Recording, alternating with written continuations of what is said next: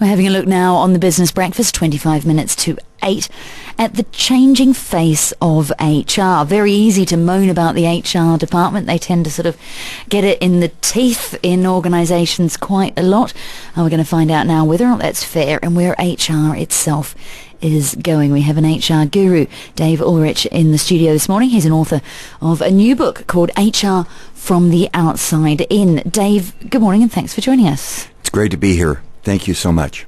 We all like to complain about our HR departments. They seem to be sort of the lawyers of internal business. Very easy to sort of be like, HR. Is that fair? Do they get it in the teeth a lot? It's fair when they do a terrible job. The best HR people bring chocolate to work for their people. And if they bring chocolate every day, the people can make great progression in the things that they do. And become more intelligent as well, obviously. And become more intelligent. Scientific studies. And if you're like me, I eat a lot of chocolate, quite more than the two of you combined. I'm larger than both of you. No, HR people, I think legacy is that they are the police. They're the policy protectors. Hopefully that's changing, that HR people become more partners in the business, in helping the business succeed. Why is HR moving away from being the guys who deal with the handbooks and pay slips into becoming more business partners? Why is that happening? Well, the critical resource for a company is to do something that customers value that competitors can't copy. Competitors can often copy your cost, your products, your services. They can't copy your talent. And so talent becomes a differentiator. I've heard there's a great radio in Dubai called Dubai Eye, and they have great talent. And because they have great talent, they have the potential to do things others can't do. And it's that talent that makes a huge difference in what happens. You can have a chat to our boss after this if you'd like to. Well, notice how effective this HR person is at making you feel better. Yeah, but is that the job? Actually, that's a good point, actually. Is that the job of HR? Is it to make us feel better about ourselves, to sort of, pat us down when we've got a complaint or having a bad day, almost basically give us counselling? Is HR there to make us happy? It's one of the jobs. It's not the only job. HR is there to help the companies compete. And companies compete better or do a better job in the marketplace when their people feel better about their work. It's not just about happiness. It's about engagement.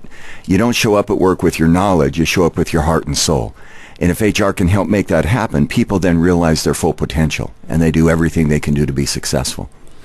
You talk a lot about this whole this sort of value creation idea, but how do you actually measure the creation of value? Value is almost always defined, Philip, in the mind of the receiver. So value is not what I do, it's what somebody gets from what I do. And so HR and other functions create value when people get what they need. For example, if you work for a magazine like The Economist, value is not defined by did I write a good article, but did the readers perceive that it was a good article? And the same is true of HR. And also, turning it on its head, I suppose, looking at HR managers rather than the resources themselves, if you like, you're looking to turn HR managers into meaning makers. But what does that mean? Well, a meaning maker is an interesting concept. I think as human beings, we seek to find in our lives purpose and what provides us a set of meaning. And in HR, we can help organizations allow people to realize their full potential. It sounds really abstract, but you don't just have competence and skills. You don't just have engagement. You come to work to find something meaningful. I know a woman who's been a radio producer for about 5 years, and she says, I love my job, not just because I get to work with good people, but I think I make a difference in the work that I do. And when we make a difference in the work that we do, that meaning shows up in productivity.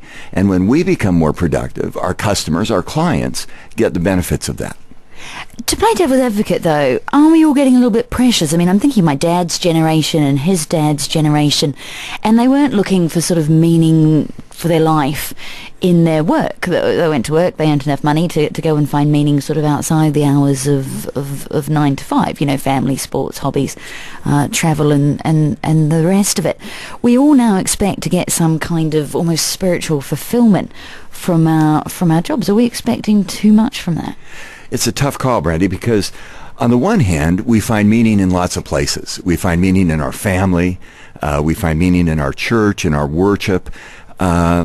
But work is a major part of everybody's life. And if you come to work 40 or 50 hours a week and don't find meaning, we have found that it affects the other parts of your life.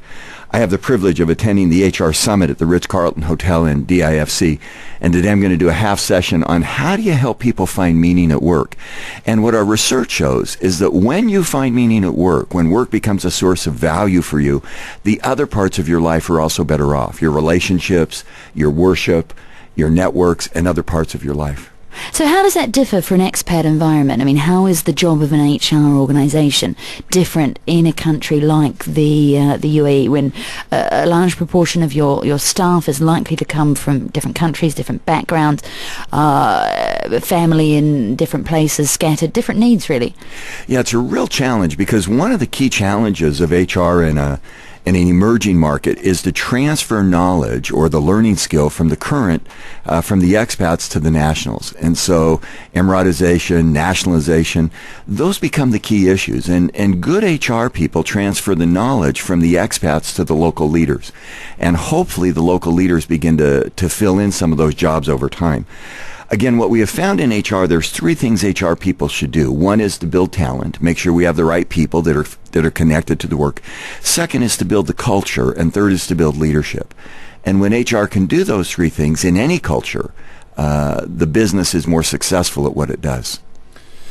Dave, you've got a new book, HR from the Outside In. I mean, what I found quite interesting about the title is, how does an internal HR department, if you like, how does that create value outside the organization? Yeah, the theory, Philip, is interesting. For example, we said we want to be the employer of choice. We want to hire great people. Our view is we want to be the employer of choice of employees our customers would choose. Are the people we're hiring connected to the customers? I'll give one example in compensation. I fly a lot. That's one of my children know me as a frequent flyer, and in our Christmas newsletter, we worship Christmas. My home address is seat 2A, so I'm on the airplane a lot. The airline I fly a lot on every year gives me 10 coupons for $100 each. They have said, you now control $1,000 of our bonus money because you're a frequent customer. It doesn't cost them anymore. It comes out of the existing bonus pool, and yet it connects the customer through the HR practice of compensation to the guest. I love to carry the coupons in my suit coat pocket so that the employees at the airline know who I am, and they try to give me great service. But the logic is, can we do things inside the company that connect us as employees to the customers outside the company? And do you think they're going to get more value by focusing on the outside rather than the inside? Yeah, because the external customers set the criteria. Again, back to writing. I write a lot of books. Of the books I've written, my son reminds me that most of them are sold out of every bookstore. And I say, thank you, my dear son. And he says, my dear father, they don't carry your books.